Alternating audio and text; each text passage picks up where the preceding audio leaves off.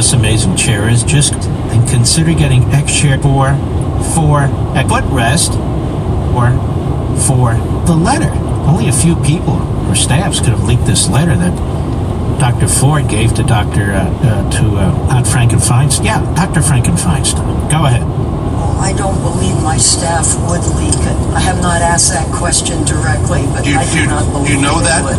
I mean, how in the world did that get in the hands of the press? The answer is no.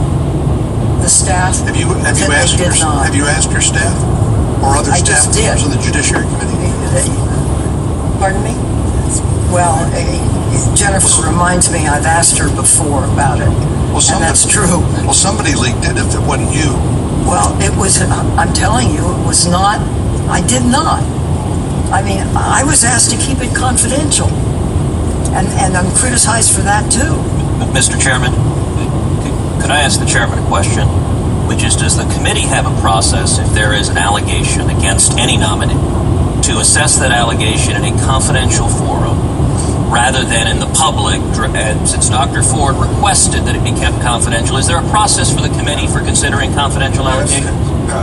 And the answer is yes, and I sent Senator Tillis pointed out the document that I put out to show of all of the things that we've done along the lines of your question. And Mr. Chairman, what would you have done if on July 30th the ranking member had raised this allegation with you? As the chairman of this committee, how would you have handled it? We would have done like we have done with every background, or let's say FBI report that comes from the White House with a nominee, and then subsequent to that, because maybe the FBI got done with it 3 months ago, we go through the FBI or information comes to us, then we have our investigators in a bipartisan way, both Republicans and Democrats, follow up on whatever those questions are or those problems that have to be worked out. So bipartisan.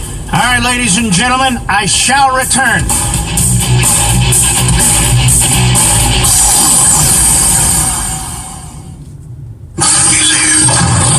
He's here.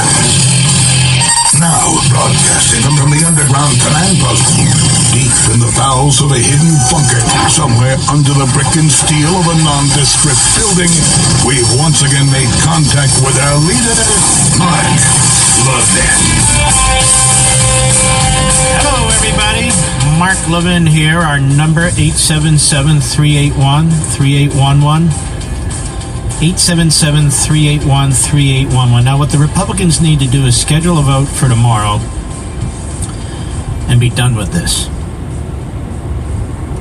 And let the chips fall where they may. Because depending on what happens to this country in the next half century, this will either be viewed as one of the grave, bleak low points in this country's history, or it'll get worse. Or it'll get worse. So that's very, very important that they vote on this already. Now, we can't play all the Kavanaugh back and forth and all the Kavanaugh speech, so I won't. But I'd like you to hear 22, Rich, Kavanaugh at the hearing today dealing with Patrick Leahy, who is and has been for many decades detestable. Cut 22, go. Now, you talked about your yearbook. As Patrick Leahy.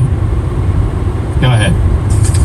In your yearbook, you talked about drinking and sexual exploitation. Now keep something in mind. His yearbook, this is 1983, his high school yearbook. His high school yearbook. It's just incredible, is it not? Go ahead. Senator, let me take a step back and explain high school. I was number one in the class. No. I thought only the Senate. Got this up. I'm gonna talk about my high school. I'm gonna talk about my high school record. If you're gonna sit here and mock me, We were. I think we were all very fair to Dr. Ford. Shouldn't we be just as fair to Judge Kavanaugh? I busted my butt in academics. I always tried to do the best I could. As I recall, I finished one in the class, first, freshman and junior year, right up at the top with Steve Clark and Eddie Ayala. We were always kind of in the mix. I played sports. I was captain of the varsity basketball team. I was wide receiver and defensive back on the football team. I ran track in the spring of '82 to try to get faster. I did my service projects at the school, which involved going to the soup kitchen downtown, let me finish, and going to tutor intellectually disabled kids at the Rockville Library. Went to church, and yes, we got together with our friends. Does this reflect what you are? Does this yearbook reflect your focus on academics and your respect for women? That's easy, yes or no. You don't have to filibuster the answer. Does it reflect your focus on... I already said the yearbook in my opening statement. The yearbook obviously... Just wait a minute. He's asked the question. I'll give you time to answer it.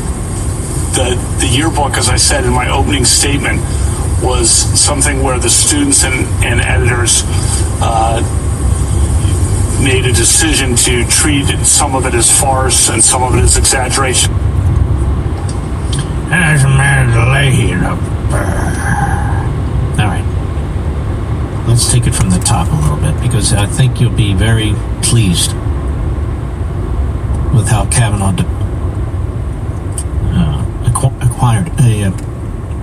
gave his speech. Let me put it that way. And here's what I'm thinking.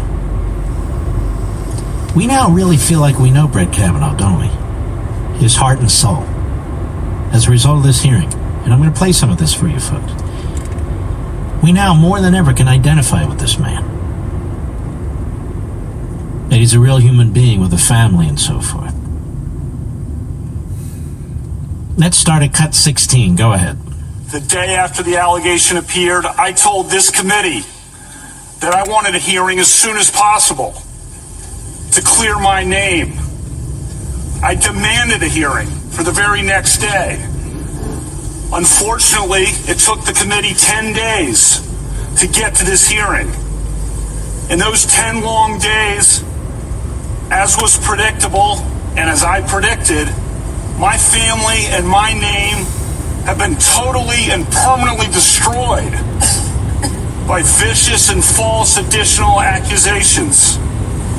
The 10-day delay has been harmful to me and my family, to the Supreme Court, and to the country. When this allegation first arose, I welcomed any kind of investigation, Senate, FBI, or otherwise. The committee now has conducted a thorough investigation, and I've cooperated fully.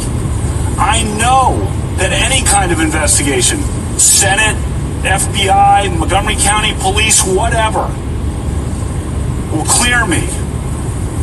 Listen to the people I know. Listen to the people who've known me my whole life. Listen to the people I've grown up with and worked with and played with and coached with and dated and taught and gone to games with and had beers with. And listen to the witnesses who allegedly were at this event 36 years ago. Listen to Miss Kaiser. She does not know me. I was not at the party described by Dr. Ford. This confirmation process has become a national disgrace. The Constitution gives the Senate an important role in the confirmation process, but you have replaced advice and consent with search and destroy. Since my nomination in July, there's been a frenzy on the left to come up with something, anything, to block my confirmation. Cut 17. Go.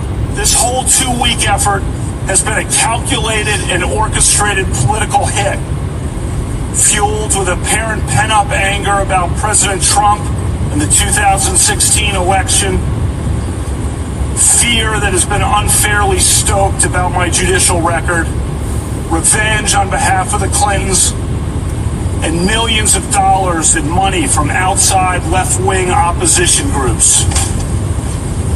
This is a circus. The consequences will extend long past my nomination. The consequences will be with us for decades.